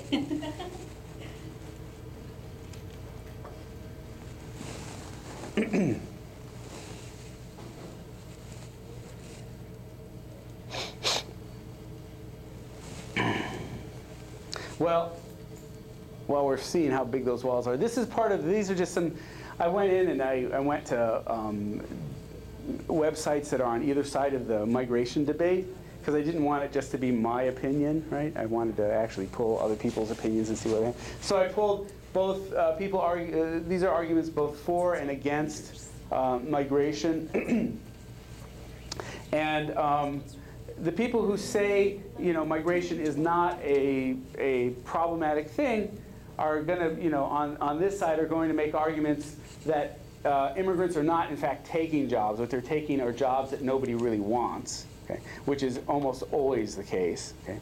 And it may not be that they're taking jobs that nobody else wants. What they're doing, or they're taking jobs that no one else will take the pay that's being offered. Okay? And so here, one of the things that you'll see here in Columbus, like I live in Bexley, and one of the things I see are Mexican grounds crews, you know, taking care of all the yards. Okay? And it's, you know, it's one of those unskilled labor markets that's being filled by Mexicans. Now, you could say that, see, now there's a problem, right? Those are jobs that North Americans could fill and should fill, and we shouldn't let Mexicans fill them, okay? Well, the fact of the matter is that no one's going to take what's being offered pay. Right? The only people, these guys are not going to say, well, I'll triple my salary so that I can hire a North American and I'll give that guy insurance and everything else. They're going to say, I'm going to close my office. I'm not going to do this. Okay? So, you know, the problem is never the migrant. The problem is what the migrant is being basically asked to do in a very kind of inappropriate fashion. Right? So migrants aren't really taking jobs that are away from the population. What they're doing is are taking jobs that we just won't take, and of course they're taking wages that none of us would probably accept. One of the other things that's really interesting is you'll hear that a lot of people tell you that immigrants put a great drain on the economy. In fact, immigration correlates with improvement in economic conditions because immigrants spend money on products and services like everybody else. Where do they live? Apartments. What do they have to pay? Rent. What do they have in those apartments? Electricity, gas, phones, water, sewer. Who's paying for all of that stuff? Immigrants. Okay? In 2000 and I think it was 2003, the Social Security Fund had a $16 billion windfall, money that was taken out of checks for Social Security bought from immigrants who will not be able to access that money, period. Now, you could say, where did that come from? This is another piece of the puzzle that we don't very often understand. Most migrants think they're in the United States legally because they have been tricked. Someone has told them, you give me $500, I'm going to give you a number, a social security number, and anything you need to legally get a job. Because it is illegal to employ undocumented aliens in the United States. Okay? So you could ask, well, how do you put that together, right? Well, the fact is you sell social security numbers. And a lot of people, they think they're in the United States legally because they've gotten that number from somebody. And you could say, how could they be so silly? People are not silly. People are just, people believe what they need to believe, right? We believe what we need to believe. We believe that this is evil, maybe, or we believe that it isn't. But that's part of the problem. Mm-hmm. So going back to what you said earlier, is that why some people, you said, that are stuck here in the United States and they want to go back and they're afraid they might be arrested? They're not sure if their number is legal. Yeah, that I don't know. I mean, every case. Yeah, that might be. I don't know if that would be the case. Mostly it's because they just don't want to be arrested. Because the problem is that once you get arrested, regardless of your status, you cannot come back. Yeah, you are actually, if you have a record, you cannot immigrate to the United States, period. It doesn't matter what your record is. It doesn't matter if you got arrested for spitting on the street. Okay? If you have a record, you cannot live in the United States. By definition, after that, you will have to be undocumented. And so if you don't know your status, or even if your status is undocumented, you don't do that. You don't want to get arrested anyway, because then you know it's going to be set as undocumented. So it's a real dangerous thing. So immigrants have, they spend money, and they're taxed. Now, one of the things that happens is that very often the employers skim the taxes that the immigrants are paying. So, go ahead. Yeah, a quick word question here. Mm-hmm. We've used the term undocumented and illegal immigrants. Are those equivalent? More or less, yeah. Yeah, because, undocumented has no papers. Illegal is usually, might or might not, the papers are not good. So, yeah, so you have kind of both. You have undocumented, illegal. There's actually other terms that people use as well. Yeah, I probably just use them kind of alternating so I don't keep saying the same one over and over again. But yeah, they're basically the same. Let's see, what else? Yeah, so in fact, one of the things that we know is that somewhere between 60 and 80 cents of every dollar an immigrant makes in the United States stays in the United States. It's an amazing amount of money, okay? Somewhere between 60 and 80 cents on every dollar stays in the United States. And now that drives some people to say things like, see, migration is idiotic because you've got to spend so much money to do it, right? And that's actually something that I heard in kind of a very folksy way, where I was working with a guy one day who was fairly wealthy by local standards in a little town in a little town where they make wooden animals that they sell. It's a real nice place. There's a little place called San Martin Tlaquequete, and if you've seen like these brightly painted little wooden animals, they're from there. And I was talking to this guy, and he's like, the business has collapsed since, and this was in like 1996. I was working with him, and he says, why would I want to go spend $3,000 on a toaster? That was his line. For years, that was his line to me. Why would I spend $3,000 on a toaster? If I want a toaster, I'll buy a toaster. I'm not going to migrate. So that was sort of the opposite side of that. Why would you waste the money on it? So the other thing here is that economic issues are really not created by migrants, but by nation states. They're created. The economic problems that we have as a nation were not created, although some people want to blame immigrants, they were not created by immigrants. Okay? Immigrants are here trying to get access to things. They're not here to create problems. The global recession was not about immigration, just like the Arizona wildfires were not set by Mexicans, right? which John McCain apologized for. but not really, I think. Okay, now, and this is another thing that's really important, because this gets to that point of immigrants are here stealing stuff, services from us. Immigrants do not get services. They are ineligible for services.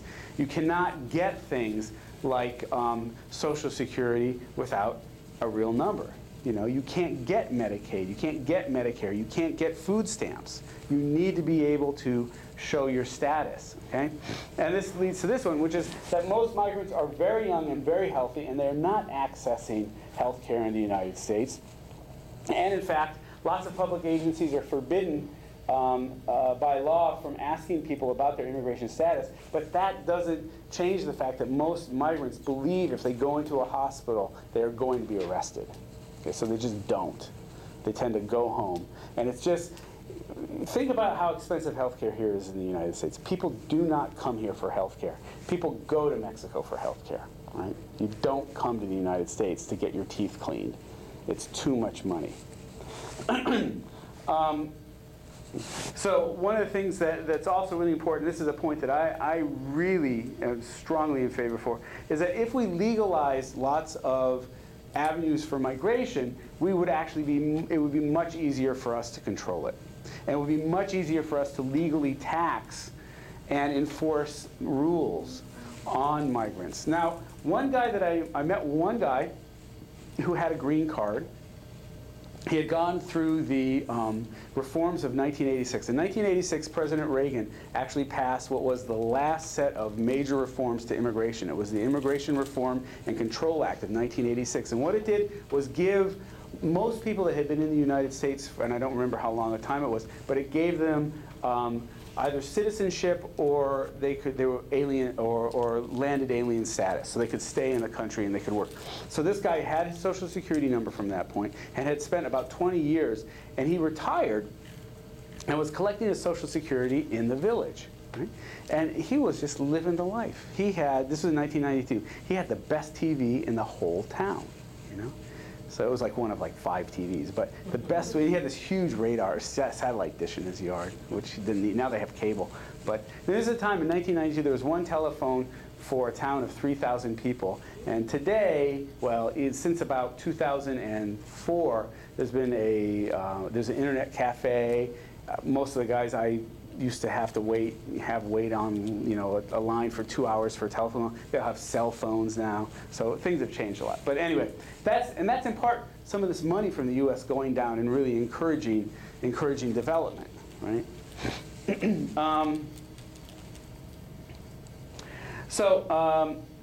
Now this is another thing. This is actually something that's going to be really important here in the United States, is that in countries with aging populations, immigrants tend to provide additional young residents who help to support the aging native populations. This is going to be really critical. We're on the cusp here of baby boomers retiring, right? And who's going to take care of them? I don't want to take care of my parents,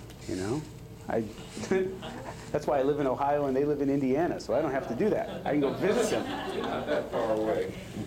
I'm close enough to visit, but I don't have to, I don't have to go there every day, So, but who's going to do that, right? And this is going to be another place where there is a growing informal economy around this. So my father-in-law, before he passed away, he needed constant care, and they couldn't afford a nurse. They hired a young man from Guadalajara who was in the United States without papers, and they paid him a really nice wage. And that's what's going to happen, probably. But if the system's legal, we can actually build we can build that into the paperwork. So. It exists now, but only for Filipino nurses. There's a special program to the United States.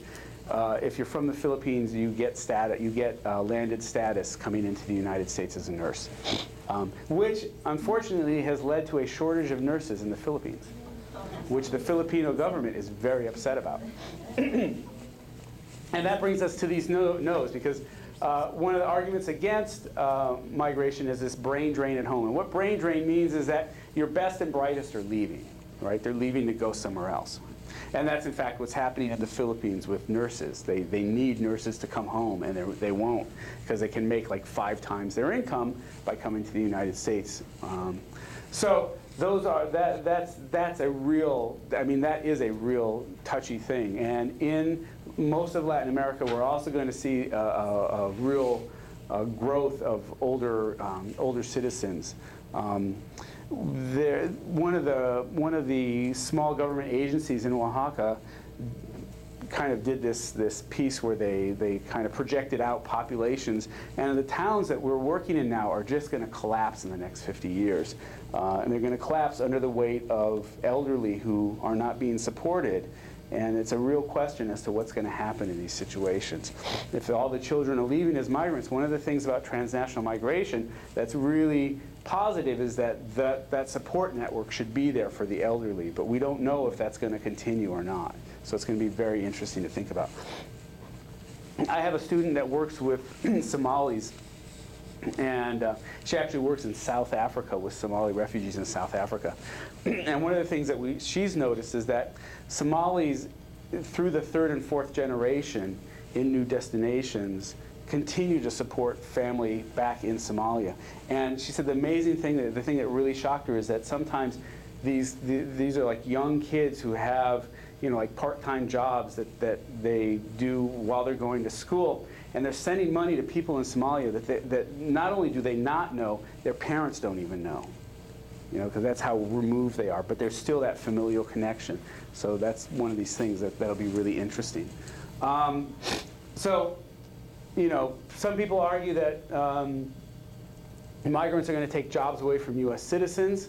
I don't think they ever take more jobs than the export of business does.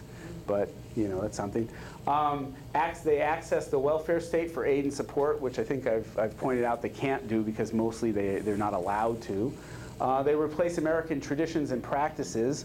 I don't know, I guess and then I think about my traditions and practices, which I don't think replaced anybody's. You know, they all come from, strangely, from Eastern Europe. You should see my little chunk of the street that I live in. It's, there's like 4 houses in a row, and it's a Jewish household, an Egyptian household, my household, which is nominally Jewish, and then the next household, which is Turkish. And so it's like, Christmas lights, Christmas lights, Christmas lights, nah, nah, nah, nah, Christmas lights, Christmas lights. And I guess that's what it's talking about. It's that terrible fear that those blank houses somehow are going to just ruin life for everybody in America. So. And ironically, the same thing happens on the other side of the border, where they're thinking transnationalism has made it so that a lot of American traditions and customs have made it. Right, this is it's true. like, oh my gosh, now we have Halloween, and what's that? And now we Yeah. have to celebrate it. Yeah. And there are people getting together to like boycott Halloween or Thanksgiving. Yeah, But, yeah, you know, it's a funny something thing, that yeah. that transnationalism brings. Yeah, and, because they you also carry those bring things down. home with you. Yeah, yeah. It's a very funny thing how these things go back and forth. Halloween, we have exported Halloween to Mexico, and it's all over. And there are a lot of Mexicans that are very angry about Halloween because it's replacing Dia de los Muertos.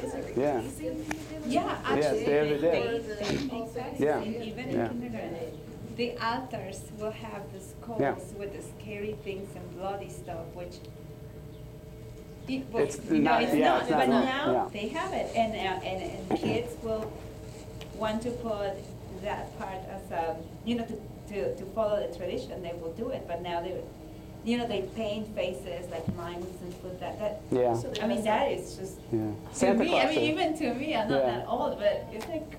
Yeah, and Santa Claus was showing up even back in the Claus, 90s, which is yeah. funny because he But- wasn't part of but it. so that about replace American traditions, well, Yeah. Did you guys? My question is, what is an American tradition? Because all of the things that we named Mhm. off are not American. They're Oh, all I know, they're all imported. But So who what is imported? American? I guess the question is who imported them, right? yeah, So, yeah. I mean, obviously not me. So. It's funny. One of the traditions that I talk about a lot in one of the classes that I teach on campus is Thanksgiving, because Thanksgiving is really the one really uniquely American holiday that isn't linked to a religious, a set of religious beliefs, a set of national practices from outside. Really something that was, created for North Americans, that you can be almost anything. You know, I even saw like mock vegan turkey at one of these, you know. But so, you know, but it's that. It was bringing all, you know, so that's the one that kind of cuts across it, I think.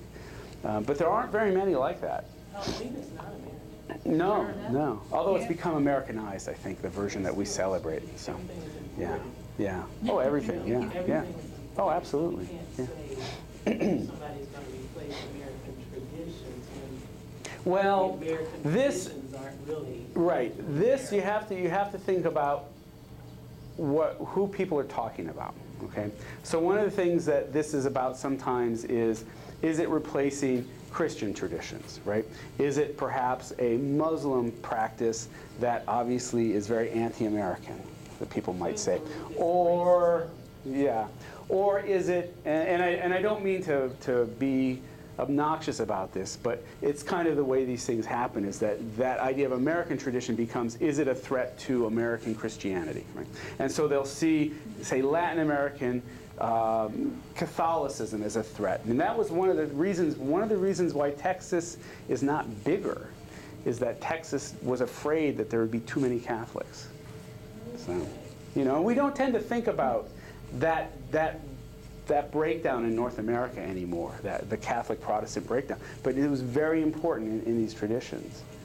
So, and it's still important today. So that's kind of where this gets to, I think. You know, are people going to pray to our God or somebody else's God? Are they going to eat, you know, are they going to eat horse or are they going to eat beef? You know, those sorts of odd things. So people say it'll be a drain on school resources, right? As opposed to everything else is a drain on school resources. Like, I don't have to tell you guys. Yeah, you know, you're like me, just busy kicking back and relaxing over the summer with a frosty beverage. I know. Right? So these are all these things. And then this last one, this idea of migrants fail to assimilate. This seems to me to be a real just disingenuous sort of thing to say, well, I'm worried about the poor migrant. He or she is going to suffer because they're not going to be able to really integrate with my country. And then, of course, when they go home, geez, they're not going to be able to go back home again. So they shouldn't come here because I'm really worried about them, you know. And that's like, okay, fine, you know, you can have that worry, but I don't think that, you know, people, it's a kind of thing like, that's all right, but what if I'm starving to death? You know, I think I'm going to do what I need to do if I have to feed my family. And I don't mean to sound really kind of excessive about it, but a lot of the guys I meet, what they're talking about are doing things like basically taking care of their families. They say, I'm going to the States because I got to get my kids in school and I got to get them fed, and this is the best way to do it. So it's you know, it's a little more complicated than that. So all right, so. Now let me just move. I get till 4, right? Yeah. Yeah. Yeah. Okay. So I'll just keep talking. You know, the big difference between what I do for a living and you guys is that things don't get broken up quite into as short of periods. You know, and you know when you get into teaching in college, you just think like I get a certain amount of dollars for every word that comes out of my mouth, so I have to say more and more and more. I have this, I joke with my students, and I have this list of 4-syllable words, and I say, these are the ones, you have to learn these, because that's my job. You know, I have to teach you all these 4-syllable words, and then you'll know that you've been in college. So, yeah. Anyway, so I will talk a little bit about my work. I've talked a little bit about Oaxaca throughout all of this, because that is where I work, but I wanted to share with you some of what I do, just to kind of give you some context for how this stuff works out. And this is from a little town called Santa Ana del Valle, which is a little town in Oaxaca in the Central Valleys. And this is a weaving, textile, wool weaving. And my buddy Aaron Hippolito did this. You know, when I was telling you about the guy who told me why wasn't there a better picture of me in the book, it was Aaron who he was just like, he really didn't like it was a picture of him we were at a fiesta and he was pouring mezcal into little shot glasses. And he was really, he was like, why didn't you put, and then he said, why didn't you put my name and address there so people could come and visit me and buy my rugs? Because he likes to sell this stuff. This is a weaving that he did that I got about 5 or 6 years ago. It's about 6 feet long by about 4 feet wide. It's huge. It hangs in my house. But this is actually, I mean, the town, that's what the town looks like. That's the town's church. And this is during their fiesta. And this is called a globo. And they parade around with them and twist it. And it was, when I got to hold that thing, it was a great, great honor for me. And it was really heavy. And but really, really fun. And this is the women all dress up like this with very heavy red woolen skirts that they make, and they carry baskets on their heads. It's, you know, one of these weird traditions that people do because that's what people do. So this was, anyway, this was for their Saints' Day celebration, and I was so taken with it. I just, like, you know, I brought it home. So anyway, I want to show you just a little bit about some background as to, you know, when we think about why people migrate, and, you know, people say, oh yeah, they're poor. Yeah, so what does poor mean? I just wanted to show you some of these figures just to kind of emphasize just how difficult life can be in the third world. And what's interesting, you know, in Mexico, Mexico is no longer a third world country by most estimates because its GDP is very large. Its economy is huge, and it has a big enough and wealthy enough middle class and upper class that it washes out the poverty that exists. But these are people as poor as anybody I think you could meet. I've met people that make nothing. You know, there was one guy that I interviewed where I said, you know, we're talking about, so what do you do for a living? He's like, I don't do anything. And I said, you know, what do you mean? I said, what do you do, you know, so what do you do to take care of your family? He says, well, I do what I can. I said, so what's that? He says, well, I work for other people. I work in their fields. I'm like a field hand. I said, well, do you have your own land? No, I don't have my own land. I don't have any land. So you really just, you know, you just do this, right? And I said, so how much do people pay you? And he says, they pay me whatever they can. He says, some days I don't make anything, and some days I just make, you know, like some maize, they give it to me, and some days I make some money, you know? And I said, you know, so we're talking and talking and talking, and you finally get to, like, sort of, so how do you survive? And he says, if God just continues to bless me, I will continue to survive. And when God says I'm done, I'm going to die. And that's what this guy is up. I mean, that's the way this guy talks about it. And so if you look at this is already taking it kind of away from that. But the minimum wage, I told you that Oaxacans are happy if they make $5 a day, right? And that wage has not changed. The minimum wage in Oaxaca is actually 2 times that. It's supposed to be $10 a day, okay? And this shows us the percentage of households. These are all the villages that I do work in. And these are the percentages of villages in these these are the percentages of households in these villages where people are not making $10 a day. And this was from the year 2000, these figures, okay? So in the town of San Juan del Rio, which is one of the towns that we were working in, 93% of the households aren't making $10 a day. Okay? It's just unbelievable. Santa Ynez Yetzeche, which was in fact the poorest town that we worked in, it was a town that was just absolutely devastated. It was devastated by pollution. It was devastated by migration. It was almost to a person monolingual Zapotec-speaking town. The discrimination against these folks was unbelievable. 94% of the people of the households weren't making $10 a day. We went, you know, it's just when you walk into somebody's household, and their home is made out of bamboo and mud, and they have a thatch roof. It looks really lovely. It looks, you know, it's this bucolic kind of like, oh my gosh, it's, you know, looks like, you know, way in the, it's just awful. It's not anywhere you'd want to live. It's cold in the winter. It's hot in the summer. It's full of scorpions. It's dirty. There's nothing. The floor is mud and dirt. It's just awful. Are you talking about 4 people, 3 to 4 people? 3 or 4 people, yeah. It's just terrible. And you don't have a bed, you have a mat that you sleep on too. It's just unreal. And so, you know, when I talk about these people as being really poor, I'm not talking about them being like, you know, oh yeah, they don't have, they're poor. I mean, these are some of the poorest people I've ever met in my life. It's amazing to work with them even. So, now this just shows you the households that lack sewerage, electricity, and water service. Now, over the last 20 years, this is what people have been investing money in. One of the things that people do when they come to the United States is they send the money home to do this, to get electricity to their house, to get sewer lines hooked up to their house, to get water, maybe if they're really, really lucky, to get water they can drink. Because water service means you just got water. It doesn't mean you can drink it. It's probably too filthy, okay? This is the kind of thing, again, that, you know, I like to remind North Americans I talk to, if your sewer goes out, who do you call? You call the city, right? If your electricity goes out, well, good luck with AEP, but you call AEP and hopefully they're going to come and fix it up. AEP is not going to tell you, at least not yet, that you're going to have to pay to get that line hooked back in, and you're going to have to pay to run that line out from the nearest main transformer to your house. That's what some of this money is going to. These are people who have to do it themselves. They're collecting money to bring electricity into their towns. They're collecting money to get their towns linked up to sewer systems. They're collecting money to pipe water in. You know, could you imagine if, okay, let's say we're using water out of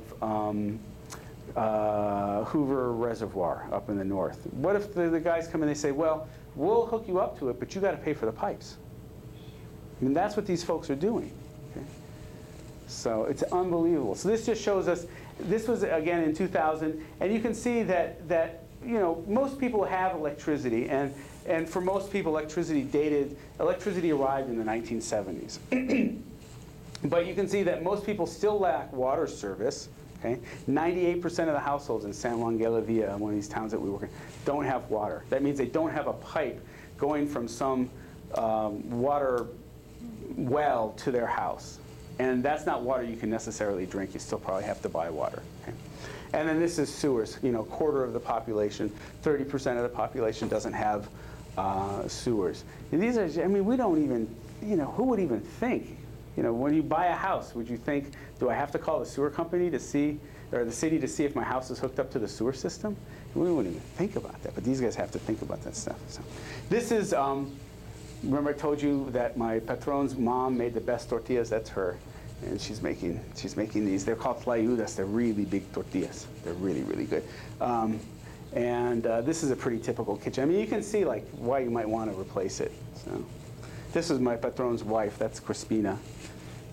And these two hated each other. It was very funny because if I could get either of them alone, I have to put up with about a half hour of them just cursing each other before I could actually talk to them about anything else. So like the old lady, she would just be like, my daughter-in-law is just such a bitch. I hate her. And Crispina would say, my mother-in-law is a witch. And I think they had cursed each other. So this is just, this shows you the growth in migration this is from the places that we worked, the growth in migration. So you can see that it takes off basically, here's 1990, and this is where it really accelerates quite rapidly. And 1992 is really the first major, there's a big devaluation of the peso, or I'm sorry, 1986, there's a devaluation of the peso here. 1994, this is NAFTA, hits right here, okay? And so you can see how NAFTA really begins to force things to change. One of the things that's also, one of the reasons I talk about internal and international migration is that not all people that we talk to in Oaxaca come to the United States. Lots of them go, they stay in Mexico, and this line actually tracks migration within Mexico. And one of the things that we noticed that was really interesting about the difference between this line and this line is that this line is almost all men. It's like 75% men. This line is about 44% women. So there was a gendered bias to migration. Women traveled within Mexico. men traveled within Mexico or to the United States. And so one of the things we did is we worked on why won't women go to the US? Well, part of it was that lots of men didn't like their daughters or their wives going to the United States, first of all, because they said the United States is too dangerous. They'll become victims of some sort of sexual predators, okay? The other thing that they said, but then what was also interesting is what the women said. The women told us, we don't want to go to the US because if I go to the US, I have to take care of my dad or my brother and their friends, and I don't get to get a job. I mean, or I'll get one job instead of 3 jobs, right? My dad, he can go get 2 jobs and 3 jobs.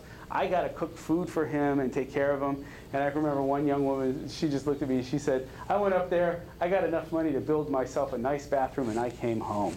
And that was it. She said, if I have to take care of my brothers, I'll take care of them in Mexico. So she was very funny about that. So, and this just shows you, see this number, 49% of the people moving internally, were women. And so it's almost evenly divided. This just shows you what people were doing as they were moving within Mexico, okay? And what's interesting here is what my people send home, okay? They were sending an average of only about $50 a month for women and about $65 a month for men. So moving within Mexico didn't really help in an economic sense what a family was doing, except for that it removed one mouth, basically. You didn't have to feed one extra person, okay? Although you also lost some of their labor. Now, what's also interesting here is that 14% of the people we interviewed, 14% of the men and 7% of the women, were professionals. They were doctors, lawyers, office workers, and so on. And they had pretty interesting jobs. If we look at what happens when we come up to the United States, we find here that almost everybody is working in service. 62% find work in service. We didn't find one person who had a professional job. Not, in fact, we interviewed people that were doctors that were doing things like working in 7-Eleven sorts of, mini marts. Part of that had to do with their legal status. So that, and the other part is that there are the licensing laws make it very difficult. If you get your medical degree from outside of the United States, you have to come in. Once you're in the U.S., you actually have to go through lots of training to get your license set for this country. But if you look at the remittances now, where we're talking like $50 and $60, now we're talking more than $500 for men and about half that much for women. So it's and this, $10 a day, is what you would hope, right? $5 a day is probably what you're getting.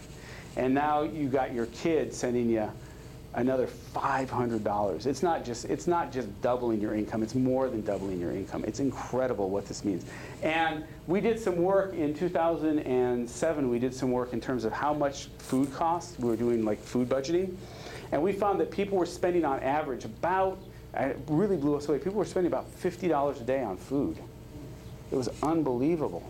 Because they were these were big families, and they weren't just like 2 people or something. But we were like, where do you get the money? And it was all coming from the United States. So it was really amazing to talk about that.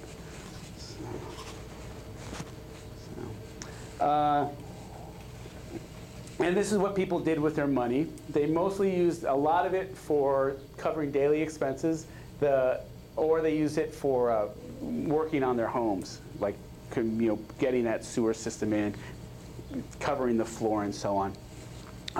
This is just a typical altar, and this is Christmas for you. These are all Christmas lights up here. So, and what do you call it, tinsel? Tinsel all over there. And this is just this, you have to put these in. These are pictures of me with one of the families when I had a lot more hair. But this is my friend Felix and his wife Gloria and his kids. This kid now lives in the United States. He's in his mid-20s now. And this was a former student of mine who's now a professor herself. But Felix had spent a lot of time here in the States and basically built a lot of his house with money from the U.S. and just a real sweet guy. He introduced me to a group called oh God, now I just blanked on it, I'm sorry. But he introduced me to norteño music, which is just really wonderful, wonderful, good Mexican. It's what, if you listen to La Mega, that's what they play a lot of. So that's what he introduced me to. And this is just how they spend money. And you can see, like, one of the reasons that we did this too is just to show that healthcare really doesn't, people are not using money for healthcare. They're not using money for investing it into rituals. They're using it to really take care of their families. Is this like near what they call the blue zone? You know, as far as health-wise go, you have people on average, a lot of people living to be like 100 years old because of. Oh, I don't think so. No, these people have a lot of health problems. Actually, one of the problems that sugared soda has really gone big here, and so you've got people. There's a lot of diabetes and hypertension, and a lot of people are overweight, but they're overweight and malnourished because they're getting these empty calories. So it's really bad. There was a lot of bean consumption and rice. Well, the traditional diet is built around corn and beans, yeah, and rice, with not very much meat. But it's been replaced by it's being replaced by a lot of processed foods now. It's really weird. It's just bizarre, you know. Because I go down there and I want to eat like this great food, like the stuff you get at these taco trucks, right? And you know, the kids I talk to, they want to eat like Pizza Hut. You know, so you know, so you got this really weird thing going on. Yeah, it's very strange. When I'm working down here, I have a team that works with me of students because we're covering a lot of ground. So we're interviewing in every town. We're interviewing maybe like 100 families or something. So I can't do it myself, or I would take forever. So I'll come in with a team of like 5 or 7 students, and we train them and such. They come from the Instituto Tecnológico de Oaxaca, and they have a program in rural development. And these are the kids that come and help me. And so at the end, I hire them like any good Mexican would hire anyone else. And I say, I give you a nice wage, right? And I like overpay them. They're like always freaking out. One guy got really mad at me. A North American got really mad at me because he said I ruined the pay scale for everybody. And I'm like, I don't care. But then I said, but I'll feed you. And so we go out to eat every night. As we're coming back, we go and we have our big meal. And I would typically say, where do you guys want to go? And they always said Pizza Hut. And the worst part is they always say Pizza Hut, and they always wanted what was called a Hawaiiana pizza. It was pineapple, barbecue sauce, and ham. Ugh. And it's just not my idea. I have to tell you, the best pizza I've ever had in the world is in Oaxaca, but it wasn't that. So. Anyway. In the last few minutes, I just want to spend just a couple of minutes talking to you about what's some of the things that have been going on more recently in the state, because we think about migration really as like Mexican farmers coming up to the U.S. And first of all, most of the guys that I work with are only marginally farmers. They actually think of themselves as urban people. They very much pride themselves on saying, like, we're from Oaxaca, we're from near the city, and our town is big enough to be an urbano, which means it has more than 3,000 people in it. And one of the things that they'll tell you is they'll say things like, if I wanted to be a farmer, I would stay in Mexico. I'm not coming up to the United States to do that. I'm going to come up to do other stuff. But we have this sense that like all Mexicans are farmers. But in 2006, there were a huge number of demonstrations in Oaxaca, and they revolved around teachers. And they revolved around teachers and the encounter between teachers and the governor. Every spring, every May, like May Day is a really big day. Okay? It's a day you celebrate. It's like, you know.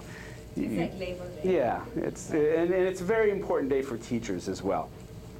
And every May in Oaxaca, the teachers make a demand for raises.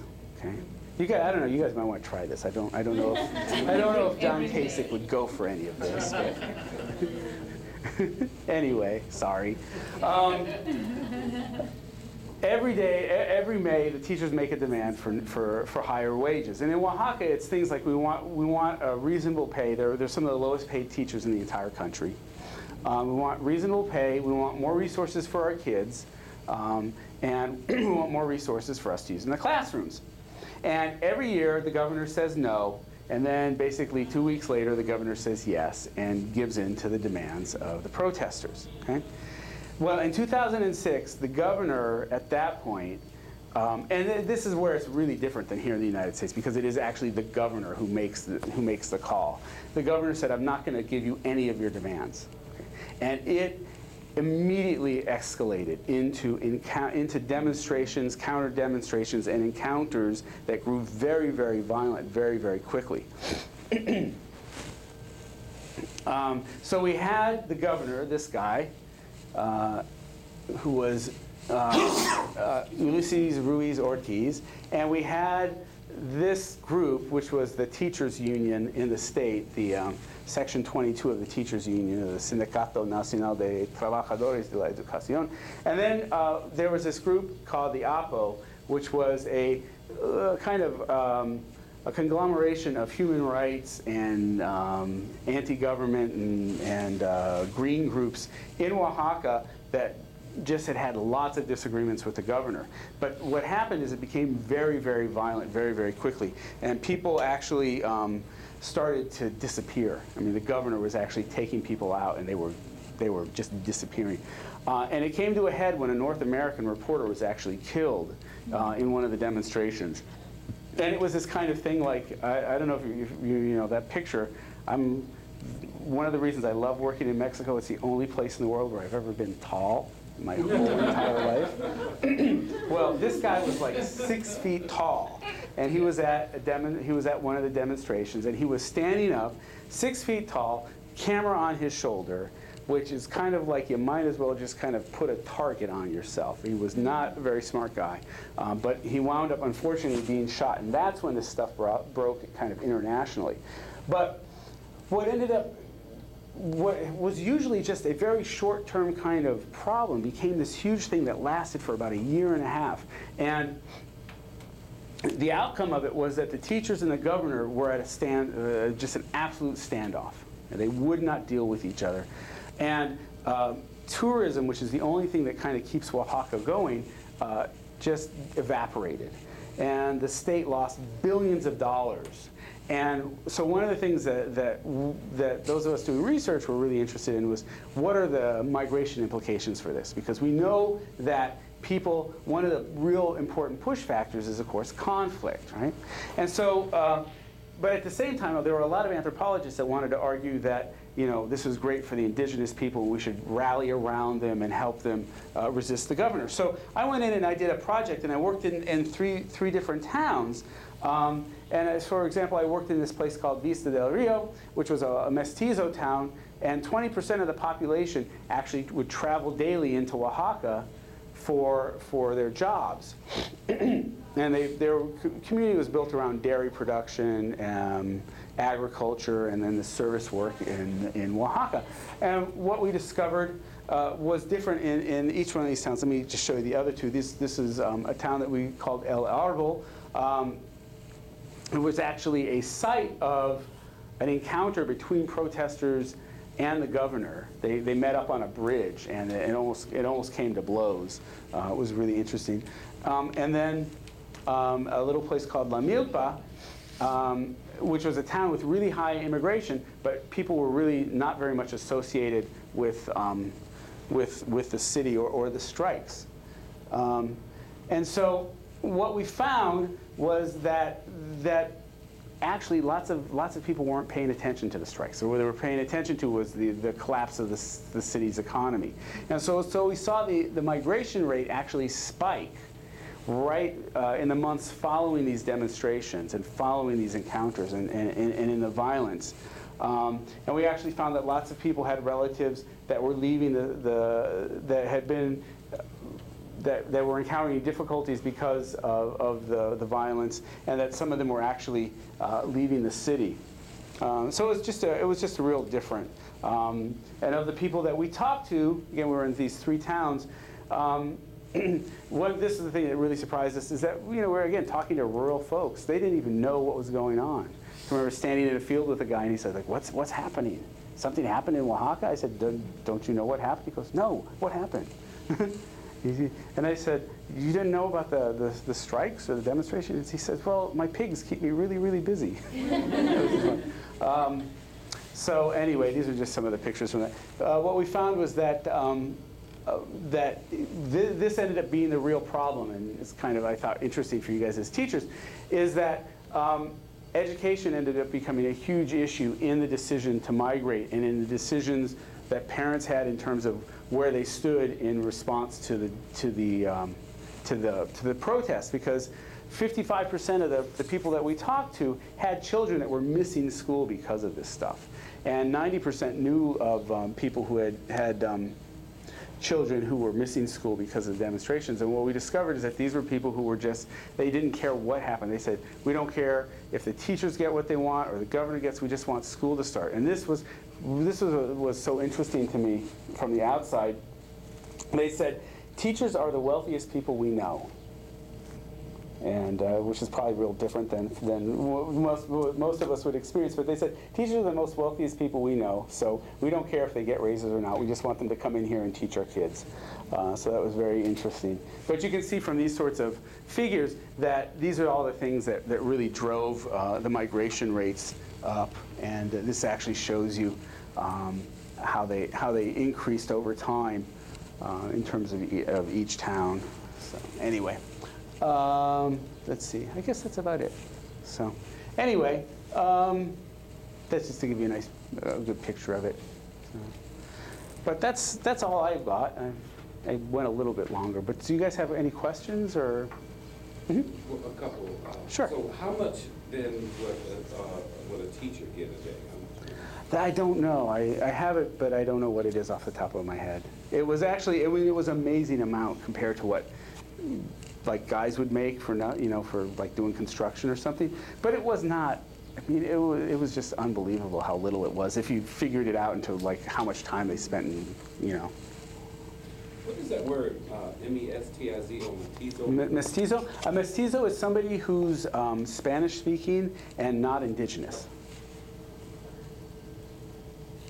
So and what's interesting is that most of the people that I work with, anthropologists think they're indigenous, and they're not. They're actually mestizo. They in Mexico, there's mestizo is like a really important idea for Mexico.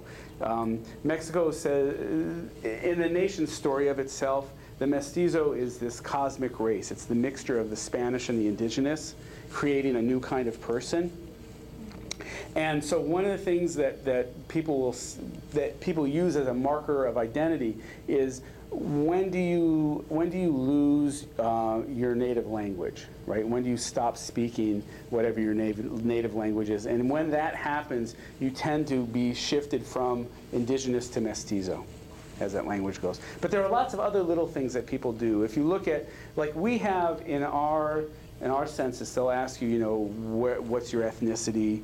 And I think there's a question about your parents' ethnicity or something. In Mexico, there are no questions. Like, it doesn't say, are you indigenous or not? It'll say things like, do you speak a native language? But then it has odd little questions. I mean, they seem odd to us. But they're questions like, do you wear shoes or do you wear huaraches?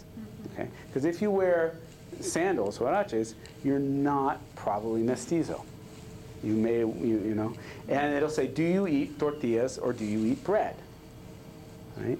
I mean, it's a very strange set of questions if you think about it. But it's trying to get at what the nature of the community is. So. What's a mulatto? What's that? A mulatto that's not a term that they'll use here, but mulatto would be African American in Spanish. But it's very complicated. There's from indigenous to peninsulare, there's everything in between, So there's all these very weird ways of describing different populations. If it's an African American mother and a Spanish father, that's different than a Spanish mother and an African American father. Those are different, So you have very different kinds of terms. You have an African In Mexico? Mm-hmm. There's actually a large but absolutely almost completely undocumented Mexican population, or African American population in Mexico. And it went there, and it got there in a couple of different ways. There was people that were brought to Mexico as slaves, people that came to Mexico as freed individuals or as independent individuals. And then there were people that actually the Mexican state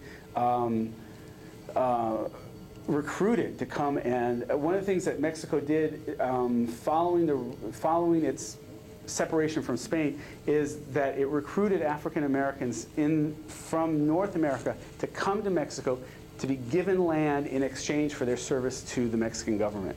And it's very interesting because these are populations that have really disappeared. There's not good histories of this stuff. But if you look in, it's weird, but in Oaxaca, there's actually very large communities that are descended from these populations. And one of the things that they say in Oaxaca is that there are people that have curly hair, and they'll say, you know, and they call them chinos, which doesn't translate really well into, it has nothing to do with, you know, it's just curly hair. But those are very often African American communities in Mexico. But they've integrated with like the native groups. But they're along the Pacific coast in Oaxaca, there's a lot. So it's a really dynamic place. But that's another thing. It's like a huge understudied issue in Mexico is African American influences and communities in Mexico. The other thing that went on in Mexico that's really fascinating is it had the second largest interred Japanese population in the world during the Second World War. I mean, there was in the U.S. and in Mexico. Those were the two places where Japanese were interred, and nobody talks about the internment of Japanese in Mexico. So there's all these projects out there, but part of this kind of story of Mexico is that we're Spanish or we're indigenous. And so, you know, it's sort of that story of the country, and so all this stuff gets left out. But it really needs to be studied better. Not studied well. Mm-hmm. I had a question about the Zapotec. Mm-hmm. They are the Indians? Yeah, they're a native group, yeah. And so like the doctor, he couldn't get a job. Yeah. Are there any like anti-discriminatory laws or Well, anything they can do to? I mean, constitutionally, everybody's equal. But it's, you know, So it's, then that's a problem. yeah, it's a huge problem. No, it's just huge. It's, you know, discrimination and racism in a country is a huge, huge issue. It's between indigenous and non-indigenous. It's between people who live in Mexico City and people who live everywhere else, you know. I mean, I had a funny experience with it when I go to Mexico City because I talk like a Oaxacan. I talk like a peasant when I speak Spanish.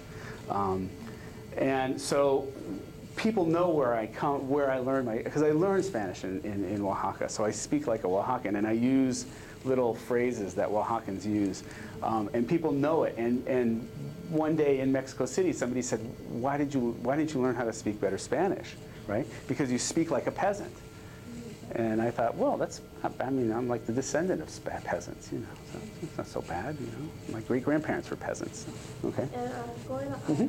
bouncing off of what she said, I was reading this book about slavery in the United States, Mhm. and there were actually tapes, like recordings of people who had actually been slaves, Mhm. and their narratives are also in the book. And some of the people who were, they had been slaves at one time, Mhm. they said in Texas, some of the people escaped. Instead of going north, they went south. Went across south, the yeah, border. yeah. And they said that sometimes their relatives would sneak back over from Mexico and visit them, and that their children would speak like Spanish. Spanish, yeah, yeah. So it's How interesting, That's the yeah. only place I've ever heard about Yeah, this. yeah, it doesn't get talked about very much at all. Yeah, it's a huge thing. There's a historian, his name is Ben Vinson, V-I-N-S-O-N, and he documented a little bit of African American Mexico. He's really wonderful. He's a very good writer. It's a really nice book, Ben Vinson. He's done some work with the Tuskegee Airmen as well. So he's a really neat guy. Just to tag on to that, while I studied in Guanajuato, the little girl that I lived with, the family that I lived with, she was very concerned. I don't remember the specifics of the conversation, that I perceived her as white and like a conquistador and not as indigenous at all. Yeah. It was really What did she call you? Did she call you Guerra? She didn't call me Güera. I was called Güera when I was out Were you? Yeah. a lot, but she didn't call me Güera. Yeah. Well, if you're blonde in Mexico, people will follow you around and say, Guerra, Guerra. Yeah, very true. Yeah. I mean, people play into this all the time. You know, they're always kind of checking you out, trying to figure out how you fit. And one of the things that was really weird was being a big Anglo in the middle of this indigenous community, because I don't fit. And so it was, you know, people were always trying to kind of figure out who I was and where I fit and what place I had. And, you know, after like I had been there for 2 weeks and people would say things to me like, "Are you still here? Why are you here?" So it's a really weird thing. I mean, it's a dynamically odd thing. And I have to say, one of the weirdest parts of that whole process was having kind of gotten used to it after a year in Oaxaca. When I got to the U.S. and we drove, I drove my car down there, which was really fun. In a kind of adventurous way. But we drove up and we get to the Texas border and we go across into Texas, and we got so harassed, you know, and suddenly I felt so strangely ethnic again, you know, because in Mexico, I guess it was sort of like my Mexican friends saying things like, well, if I go to the U.S., I'm just a Mexican. Well, in Mexico, I was just, you know, everybody was just like, oh, you're from the U.S., you know, you're not something different. But, you know, we got into Texas, and there's those tall Texans, you know, and they don't look anything like me or my wife, and it was like just a very different experience. And they like made us unload our car, and they thought it was full of drugs, and you know, I mean, because we hadn't bathed in 3 days or something, because it took a long time to get there. But you know, I'm sure we didn't smell very good either. But you know, it was just sort of like, gee, welcome to America, you know? Yeah.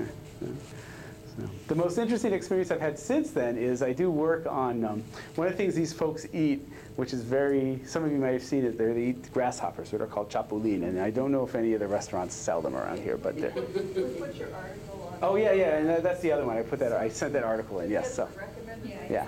So that's about the grasshoppers that they eat. So I was coming across the border one day, and I had 10 kilos of grasshoppers with me.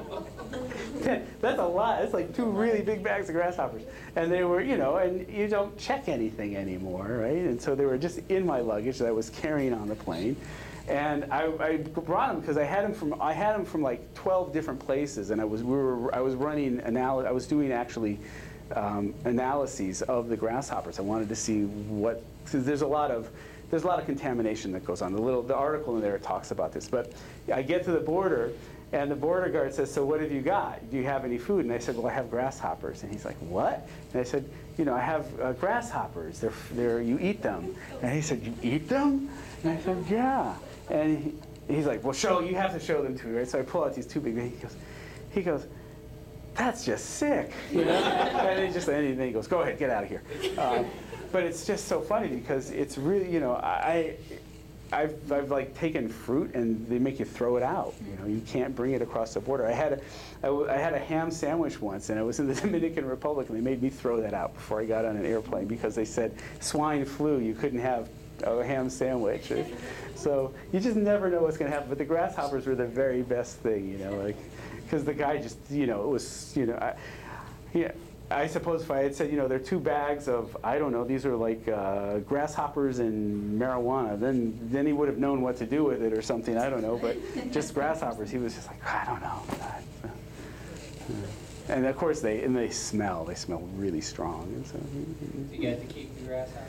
Yeah, I think they're very tasty. They're actually very good. So yeah, they're real yummy. But you have to be very careful about eating them because a lot of them from Oaxaca have a very high lead content. Not from the pots that they don't have. That's one of the reasons we did the work that we do is that they're not contaminated when they're caught. It's the way they're processed. Some of the pots have a lot of lead in them, unfortunately, and it leaches out into the grasshoppers. So. Anyway. Well, thank you all for paying such nice attention.